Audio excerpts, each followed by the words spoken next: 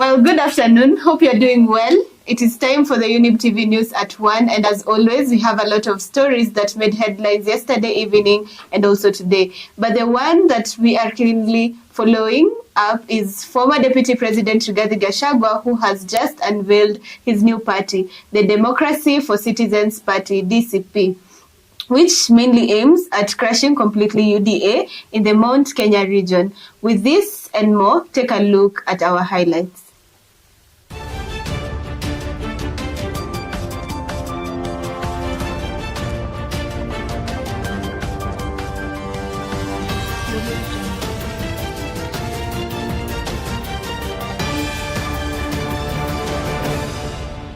Chukua hatua venye nilivuka barabara kwa sababu kulikuwa na giza around saa 11:30 niliasha torch. Nilikanyanga step moja, ya pili, ya tatu. Kijana akaniuliza, "Mama, na si ni damu?" Venye nilimulika nikaona ni mama yangu. Mimi nikaanza kupiga nduru papo hapo. Wao alikufa kifo cha unyama kabisa. You see houses like these ones, they were broken into. The kids are still in school. The owner is so traumatized to even come to this estate. And this is despite that I took him to their office to telling them that there is a waiver. Anza kutoka vibui 6. Moja ikapita hivi, moja ikapita, 3 zikapita katikati, moja ikarudi katoka nyuma. So kuna kijana alikuwa anajaribu kutoka kwa hiyo mlango. Na hiyo kibui kamchapa kichwa karudi.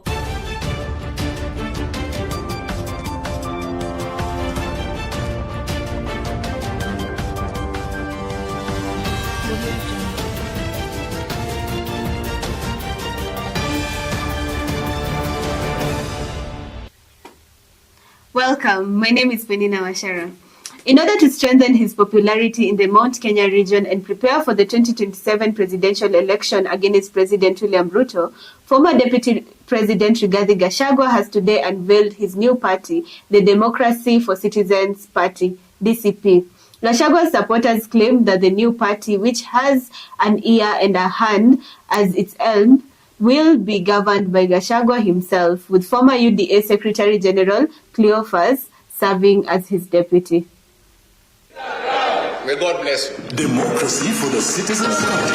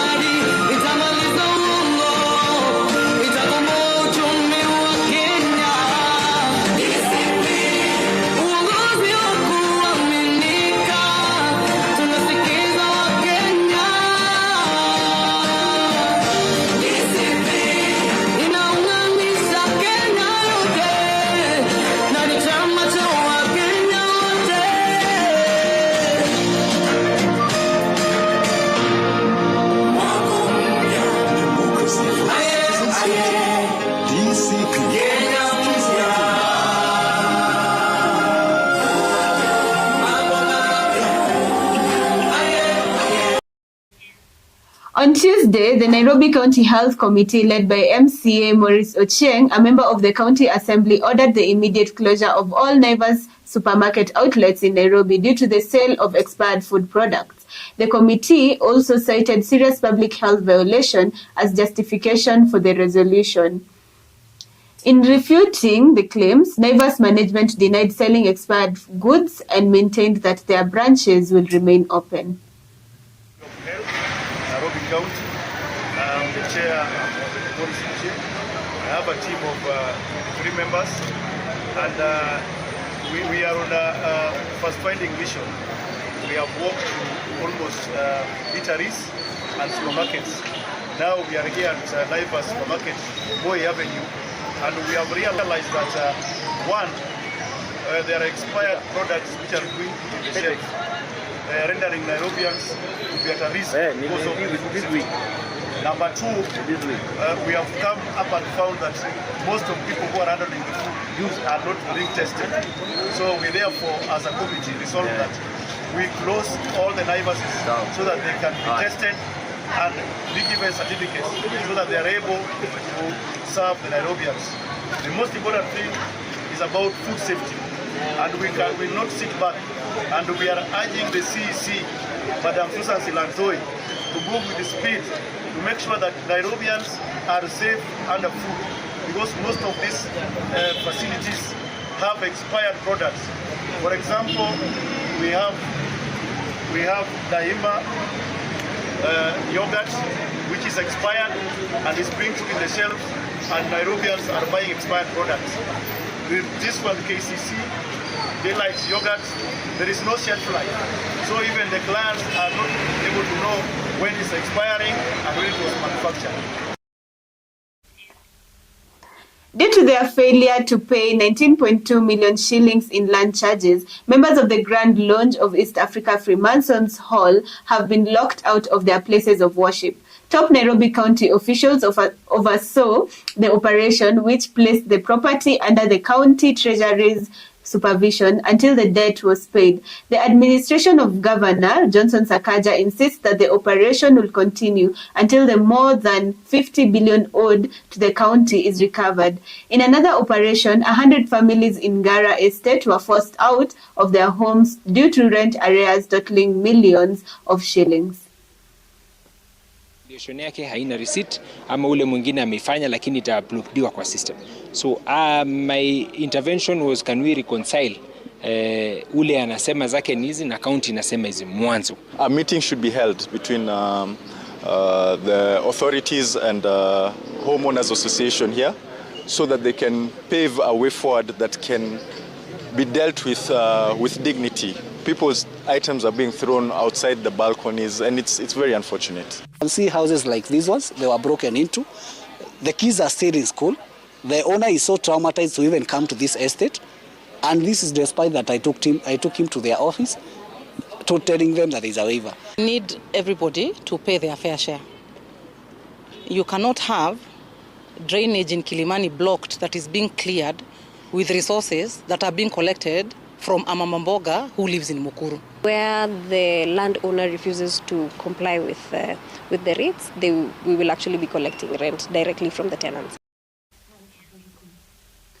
A Kayole family is pursuing justice for a member of their family who was reportedly murdered by her partner following a domestic dispute in front of her 11-year-old son. The late Sharon Kate was stabbed several times, allegedly by her partner.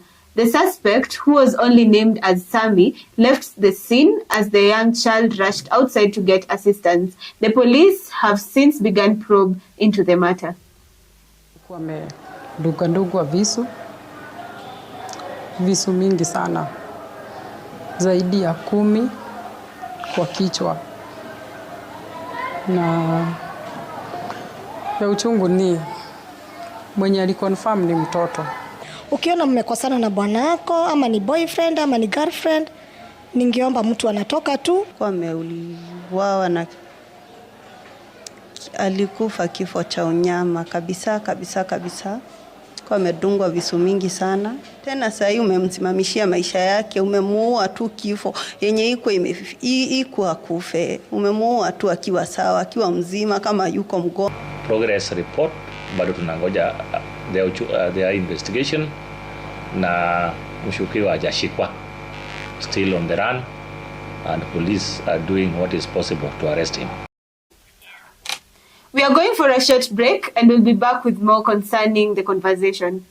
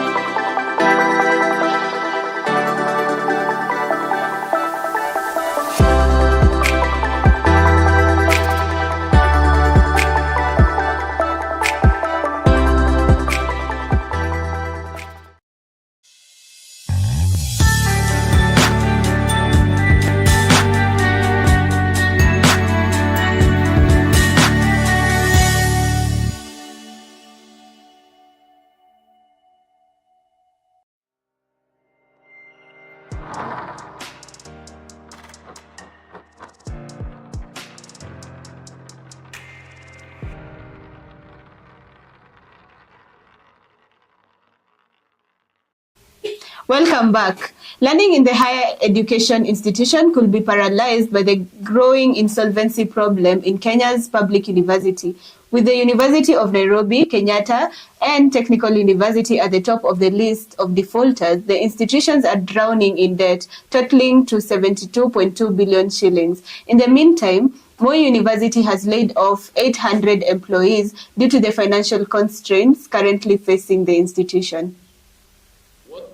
Is each and every university having to ensure that you are paying these pending bills? Give us a very clear roadmap on how you are paying. And two, we've had even universities where they have the issue of the garnish. That is why we are here now, to plead with the committee to help us get adequate funding. If you see these deficits, they affect the operations of HELP and these other agencies. So if we are able to get the resources that we require, then we don't tell students we'll get loans and then they don't get. Spreading ourselves so thinly, you're putting little money on each and every one project, and none of them gets to be completed. So the question is, where is the value for money? Yes, they had 480, and now they have been given almost 800. Why the disparity? Like that one, well, you can be able to say that. The CFO walked into this meeting having not gone through this document, because you are giving them a very easy pass on this. Something is very wrong. We are not talking about 10 shillings. A 69-year-old Rwaka businesswoman named Ruth Mwelu was discovered dead in a ditch after leaving her house early to go to the market. Before her body was disposed of, a post-mortem examination revealed that she had been assaulted and strangled to death. On social media, Kenyans, family and friends shared their sorrow, rage and worries about their safety while recalling Mwelu as a kind and cheerful woman. Saa 11 na dakika 10 nikapata mama hayuko. Nikaona si kawaida ya mama mimi kufika mbele yake kazini. Ndio nikachukua hatua ya kwanza kumpigia simu. Nilipopiga hiyo simu, mama hakupokea simu. Nikapiga 5 missed call. Mama hakupokea. Kawaida ya mama ukimpigia simu kama hataka kuchukua ukata simu. Nikaona hapa si vizuri, nikaambia kijana wangu fanya hivi. Enda kwa shosho ukaangalie shosho nini mbaya. Chukua hatua venye nilivuka barabara kwa sababu kulikuwa na giza around saa 11:30. Niliasha torch. Nilikanyanga step 1, ya 2, ya 3. Kijana akaniuliza, "Mama na si ni damu?" Venye nilimulika nikaona ni mama yangu. Mimi nikaanza kupiga nduru papo hapo. Nikachukua kuna namba ya polisi, Warunda Police Station. Nikampigia, nikamwambia fulani, kwa sababu alikuwa customer. Nikamwambia fulani wamemuua mama. Kwa sababu alinijua, akaniambia mimi si wapande hiyo, wacha nikuorganizie wakarudi. Ndiposa hapo hata sijui venye askari walifika. Mimi hata sikuwa najielewa. Mama kuna jambo alinificha. Maana hata mama alipofika mahali anakasirika. Hata ukimkasirisha mama anaweza shinda mchana mzima, lakini ikifika conclusion za mwisho atanipigia. Ananiambia mwanangu kuko hivi. Tu kujua chuki ya mama na mtu. Alikuwa anampenda sana, wakikuja hapo kazini tulikuwa tunatengeneza chai, tunakunywa. Yeye alikuwa anapiga chapo nzuri. Hata watu wanauliza watakuwa wakipiga chapo na nani. We are here as human rights defenders and in solidarity with the family of Mama Ruth Mwelu, and we are equally devastated and broken. The driver of a car transporting Ethano died on the spot when his car rolled and caught fire as he tried to avoid the police pursuing him near Makoko Center along the Kakamega-Kisumu highway. A boda rider and his passenger were among the 3 other people hurt as they were sucked into the fray. The injured were taken to Kakamega General Hospital where they are receiving treatment. Witness James Kisa claims that the driver lost control of the car while attempting to flee from police officers who had flagged it, causing it to collide with a barrier before rolling multiple times. Police have started looking into the situation.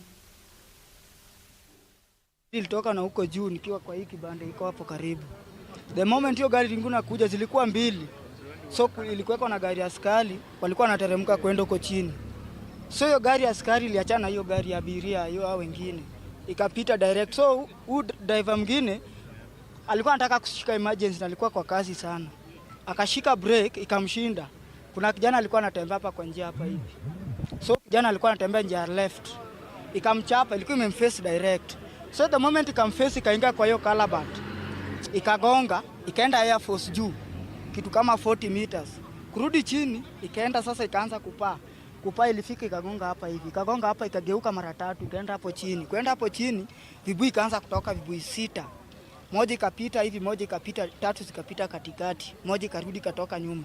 So kuna kijana alikuwa anajaribu kutoka kwa hiyo mlango. Na hiyo kibui kamchapa kichwa karudi ndani. Bara inapiga tu ni ikaenda zigzag. Maskari wamefuata tu nyuma bamba tu bamba. Hata kabla wagonga watu hapo Malinyi iliingia tu ikaingia karudi nje Shigalagala. Bado maskari wako tu wanifuata tu nyuma mbio na maoni. Hata kidogo tumekaa tu nasikia gari imetoka kupita tu hapo imeanguka mahoho. Hao maskari wakapita. Wenye walikuwa wanaifuata wakapita tena baadaye wakarudi kama si hao wenye walikuwa wanaifuata. Hata nataka kusema maskari takana kama wameona gari iko na shida watumie mbinu nyingine, hapana kufuata hivi sababu magari zimejaa kwa barabara mingi sana. Wanaweza umiza watu wengi sana. Itakana watumie mbinu nyingine ku deal na kesi kama hizi. Lakini hapana kufuata. Such an unfortunate incident there. That story brings us to the end of Younib TV News at 1. Thanks so much for staying with me. The team that has made this bulletin a success, I salute you.